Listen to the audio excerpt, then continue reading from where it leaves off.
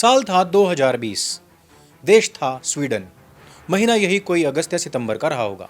पूरा देश जल रहा था क्योंकि वहां के एक दक्षिणपंथी नेता को देश में आतंक मचाते इस्लामिक शरणार्थियों का विरोध करने पर गिरफ्तार कर लिया गया था, जिसके चलते उस नेता के समर्थकों ने स्वीडन के एक चौराहे पर इस्लाम की किताब को जला दिया और उसके बाद स्वीडन वहां के शरणार्थियों ने धू धू करके जला दिया। पूरे विश्व में यह बात फैल गई कि यूरोप इस समय पर शरणार्थियों की चपेट में आ चुका है, क्योंकि रह रहकर कभी किसी तो कभी किसी यूरोपियन देश में शरणार्थी हमले किए जा रहे थे। आज ज्यादातर यूरोपियन देश ना चाहते हुए भी आए दिन इस तरीके की हिंसाओं को झेल रहे हैं।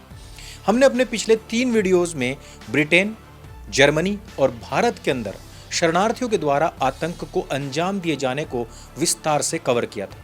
आज हम बात करेंगे एक ऐसे देश की जिसने पूरे विश्व के सामने छाती ठोक कर कहा है कि हम अपने देश की जनता के द्वारा इस देश की जनता की सेवा और सुरक्षा करने के लिए चुनाव जीत कर आए हैं, ना कि किसी अनकल्चर्ड कल्ट का बोझा ढोने के लिए। दंगों के बाद पोलैंड के एक एमपी को टीवी इंटरव्यू में पूछा गया कि उन्होंने कितने शरणार्थियों को अपने यहां पर स्थान दिया है। एमपी का नाम था Dominic टारजिन्स्की।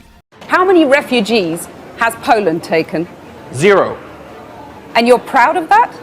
If you are asking me, if you are asking me about Muslims illegal immigration, none, not even one will come to Poland. Not even one if it's illegal. We took over 2 million Ukrainians who are working, who are peaceful in Poland. We will not receive even one Muslim because this is what we promised. सांसद अपने देश के हितों को लेकर इतना ज्यादा स्पष्ट था कि उसने कहा कि यदि पूरा विश्व हमें पक्षपाती बताए तो भी चलेगा, लेकिन हम अपने देश के नागरिकों को धोखा नहीं दे सकते। यही नहीं, पोलैंड की इस पॉलिसी को सराहते हुए खुद इस्लामिक देश के मौलानाओं ने उनकी प्रशंसा भी की। So look at Poland. They don't complain from Islamic extremism. Not a single terrorist attack in Poland. The moment they sense there's a problem, they crack down on it. Polish policy, beautiful. और जिस समय Europe अपने दरवाजे उन लोगों के लिए खोल रहा था जिनके पहले से ही 56 देश हैं, उस समय पोलैंड हाथ में बैनर पोस्टर लेकर दुनिया को बता रहा था कि मोहम्मद नॉट वेलकम, अर्थात हमारे यहां पर मुसलमानों के लिए कोई स्थान नहीं है। तो ऐसी क्या वजह थी कि पोलैंड कभी भी मुसलमानों को अपने देश में शरण नहीं देता, जबकि उसने 20 लाख यूक्रेन के नागरिकों को शरण दे रखी है और वो वहां पर एक परिवार की तरह रहते हैं। तो इसे जानने के लिए हमें पोलैंड के इतिहास में तकरीबन 350 वर्ष पूर्व जाना पड़ेगा। पोलैंड को जिहादी आतंक से सुरक्षित रखने का श्रेय वहां के राजा रहे किंग जॉन को जाता है। उनका शासन तकरीबन 350 साल पहले हुआ करता था। वर्ष था 1683। किंग जॉन और ऑटोमन साम्राज्य के बीच में खूनी संघर्ष हो रहे थे। ऑटोमन साम्राज्य ऑस्ट्रिया के जरिए यूरोप पर फतह कर वहां पर इस्लाम का शासन लागू करना चाहता था। इस खतरे को देखते हुए किंग जॉन के नेतृत्व में रोमन साम्राज्य और पोलिश यूनियन कॉमनवेल्थ की सेना इकट्ठी हो गई। उस समय पर यूरोपियन लोग ईसाई, कैथोलिक और प्रोटेस्टेंट्स में बटे हुए थे, लेकिन अपने मतभेद भुलाते हुए इस्लामिक हमलावरों के खिलाफ दोनों धड़े एक साथ आ गए। यह युद्ध 14 जुलाई 1683 से लेकर के 12 सितंबर 1683 तक लगातार चला। इस युद्ध में ऑटोमन साम्राज्य की तरफ से तकरीबन 1.5 लाख सैनिक थे, जबकि किंग जॉन के नेतृत्व वाली सेना में सिर्फ 90,000 सैनिक थे। यह युद्ध ऑस्ट्रिया की राजधानी वियना में लड़ा गया था। इस युद्ध से पहले तुर्की के ऑटोमन साम्राज्य की जो सेना थी वो तेजी से यूरोप के हिस्सों को अपने कब्जे में लेती जा रही थी और वो वियना पर कब्जा करके यूरोप का जो मुख्य ट्रेड रूट है उसके ऊपर कब्जा करना चाहती थी। लेकिन पोलैंड के राजा किंग जॉन ये बात जान चुके थे कि अगर वियना पर कब्जा हो गया तो फिर तुर्की के जो खलीफा हैं वो यहीं तक नहीं रुकेंगे। वो आगे बढ़कर पोलैंड, जर्मनी, इटली समेत सभी यूरोपीय देशों पर कब्जा कर लेगा। इस लड़ाई को ईसाई बनाम इस्लाम की लड़ाई के रूप में भी जाना जाता है। तकरीबन 4 महीने चले इस भीषण युद्ध में कम संसाधन और सैनिक होते हुए भी किंग जॉन ने ऑटोमन साम्राज्य को बुरी तरीके से हरा दिया था। वही ओटोमन साम्राज्य जिसकी कहानियां यहां हिंदुस्तान में हमें घुसपैठियों के द्वारा सुनने को मिलती है कि वो बहुत वीर और बहुत महान थे।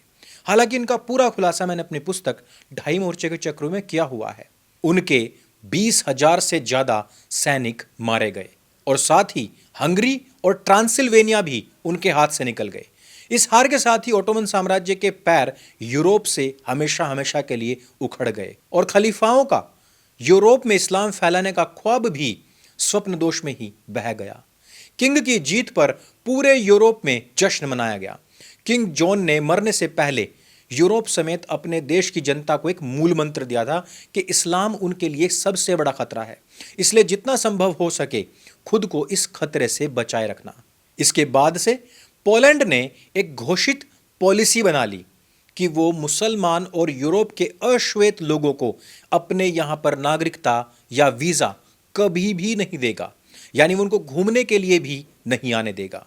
किंग जॉन की मौत को 350 साल से भी ज्यादा हो चुके हैं, लेकिन पोलैंड में यह नीति बदस्तूर आज भी जारी है। वहां पर आज तक कोई भी दंगा नहीं हुआ है, आतंकी वारदात या हिंसा की कोई भी घटना सामने नहीं आई है, जबकि इस नीति को भुला बैठे यूरोप के बाकी देश हिंसा की आग से आए दिन जूझते हुए दिखाई देते हैं। पोलैंड अपने देश की 350 साल पुरानी परंपरा को निभा रहा है और सफलतापूर्वक अपने देश को चला भी रहा है। लेकिन क्या हम अपने देश में 300-400 वर्ष पुराना कुछ भी घटित हुआ जिसके आधार पर अगर हम कुछ पॉलिसी बनाकर इस देश को चलाने की बात कर सकते हैं, इस देश को सुरक्षित करने की बात कर सकते हैं? जवाब होगा बिल्कुल भी नहीं। हमारे देश में बैठे हुए लिब्रांडो और इस्लामिक लोग कहेंगे कि देखो, ये लोग तो अपने देश को पाषाण युग में ले जाने की कोशिश कर रहे हैं, जबकि भारत ने विदेशी आक्रांताओं का ये जो दंश है किसी भी अन्य देश से ज्यादा झेला है।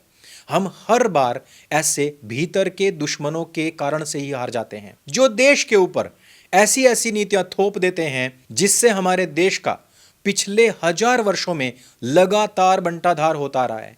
जबकि देखा जाए तो पोलैंड और भारत का एक बहुत प्यारा और अनूठा रिश्ता रहा है, जिसके कारण भारत के प्रधानमंत्री नरेंद्र मोदी को पोलैंड में सर्वोच्च सम्मान भी दिया गया था, क्योंकि भारत ने पोलैंड की उस समय पर सहायता की थी जब पूरे यूरोप ने पोलैंड को ठुकरा दिया था। एक चर्चा भारत और पोलैंड के बीच खड़े इस अनूठे प्रेम के सेतु पर भी होनी चाहिए। यह वो दिन था जब पोलैंड की धरती से इतिहास के सबसे भयानक युद्ध की शुरुआत हुई थी। इस दिन हिटलर की नाजी सेना ने पोलैंड पर हमला कर दिया था। ठीक 16 दिन के बाद सोवियत संघ के तानाशाह स्टालिन ने दूसरे छोर से अटैक किया और पोलैंड को 2 हिस्सों में बांट दिया था। हिटलर और स्टालिन के संयुक्त हमले ने पोलैंड को पूर्ण रूपेण तबाह कर दिया था। हजारों बच्चे माता पिताओं से अलग हो चुके थे।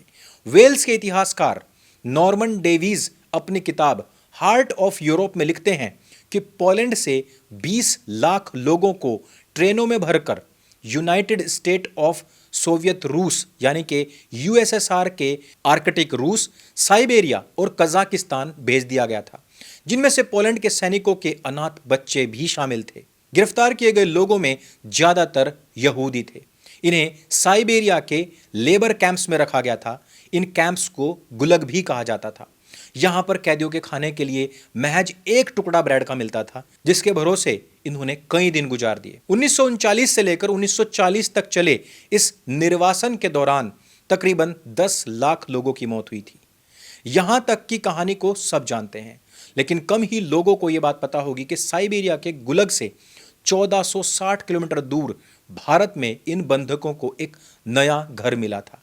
इन लोगों ने भारत तक का यह सफर कैसे तय किया, कैसे गुजरात के एक राजा अनाथ बच्चों के लिए उनका परिवार बन गए, उनके पिता बन गए। इस स्टोरी में हम जानेंगे कि कैसे दूसरे विश्व युद्ध के दौरान भारत और पोलैंड के लोग करीब आए थे। 22 जुलाई 1941 को हिटलर ने स्टालिन से किया हुआ वादा तोड़कर सोवियत संघ यानी कि यूएसएसआर पर हमला कर दिया था और इसी के साथ गुलग के कैदियों के लिए एक नई उम्मीद जाग गई। यूएसएसआर ने नाजी जर्मनी के खिलाफ बनी एलाइड फोर्स से हाथ मिला लिया, तो नए समझौते के तहत स्टालिन पोलिस सेना के गठन के लिए भी तैयार हो गए और गिरफ्तार किए गए लोगों को भी उनके द्वारा छोड़ दिया गया था। सोवियत संघ की कैद से आजाद होकर पोलैंड के हजारों नागरिक मध्य एशिया की तरफ बढ़ रहे थे। मार्च और अगस्त 1942 में 38,000 शरणार्थी ईरान पहुंचे। इनमें से ज्यादातर महिलाएं और बच्चे थे। इन्हें तेहरान, इस्फहान और अहवाज जैसे शहरों में खास कैंप्स बनाकर रखा गया था। इसी बीच इन बच्चों के स्थायी ठिकाने की तलाश भी शुरू हो चुकी थी।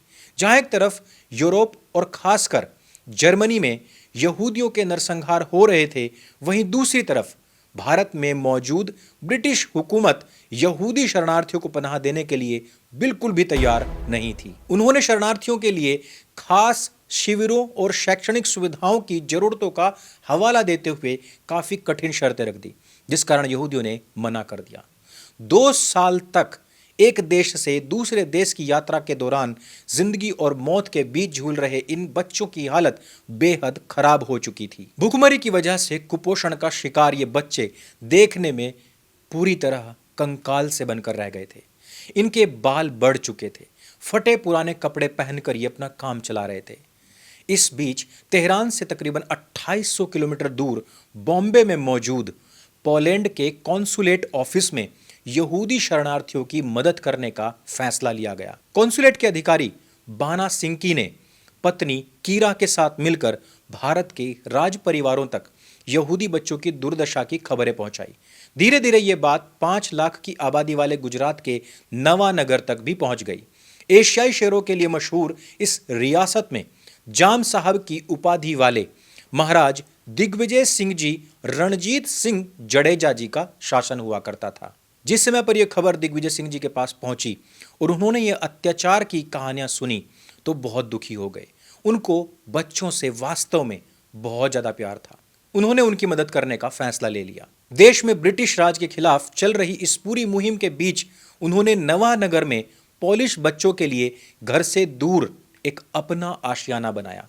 इस दौरान उन्होंने ब्रिटिश हुकूमत ने जितनी भी शर्तें उनके ऊपर थोपी थी, सारी शर्तें स्वीकार कर ली। पूरा इंतजाम होने के बाद पोलैंड के शरणार्थियों को ईरान और अफगानिस्तान के रास्ते भारत लाया गया, वो भी महाराज के खर्चे पर। महाराज ने जहाज को अपने राज्य के रोसी पोर्ट पर रुकने की इजाजत दे दी। इसके बाद यहां पर एक ही रात के भीतर तट के पास मौजूद बालाचढ़ी शहर में रिफ्यूजी कैंप भी लगा दिए गए।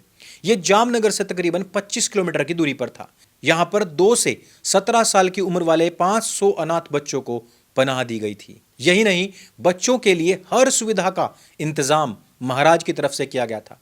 इन बच्चों के स्वागत में महाराज दिग्विजय सिंह जी ने खास भोज का आयोजन भी किया था। उन्होंने कहा, अब आप अनाथ नहीं हैं, आप नवानगर का हिस्सा हैं। आपके परिजन आज भले ही ना रहे हों, लेकिन अब से मैं ही आपका पिता हूं।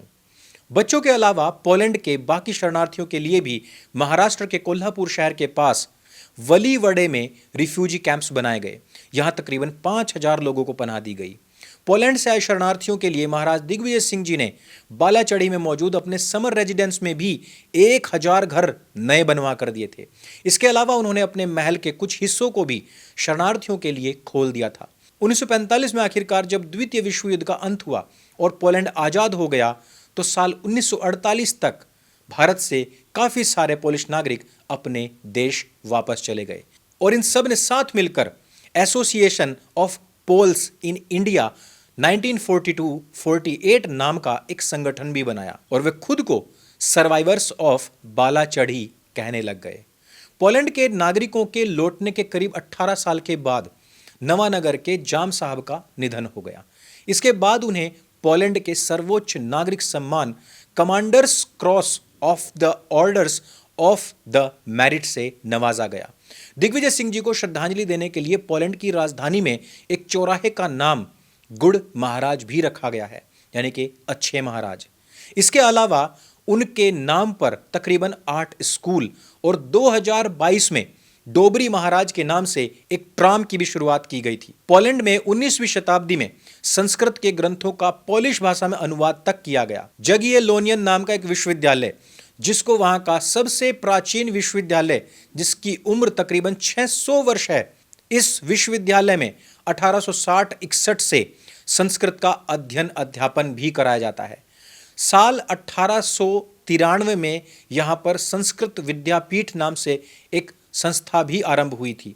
इतना ही नहीं, हर साल पोलैंड और यूरोप के नागरिक भारत आते हैं, यहाँ आकर भी संस्कृत सीखते हैं, सनातन धर्म को स्वीकार करते हैं और सनातन धर्म का विश्व भर में घूम घूम कर प्रचार और प्रसार भी करते हैं। एक प्रकार से वो लोग संस्कृत और भारतीय संस्कृति को सीखने में ज्यादा उद्यत हैं भारतीयों की अपेक्षा। तो जब पोलैंड के नागरिक भारत से सीख सकते हैं तो पोलैंड से भारत कुछ क्यों नहीं सीखता? क्या बस हम ताउम्र इसी बात से काम चलाते रहेंगे कि एक भारतीय महाराज ने हजारों पोलिश लोगों को पनाह दी थी? या फिर इन घुसपैठियों से निपटने के लिए हम कुछ सीखेंगे भी? वैसे पोलैंड करता क्या है इन लोगों से निपटने के लिए? थोड़ी सी झलक उन चीजों की भी देख लेते हैं।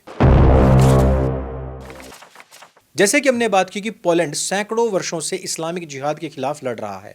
जिस समय उसका किसी ने कोई साथ नहीं दिया था, उस समय पर भारतीयों ने न केवल उनको शरण दी बल्कि उनके कल्चर को बचाने में भी पूरा सहयोग किया था।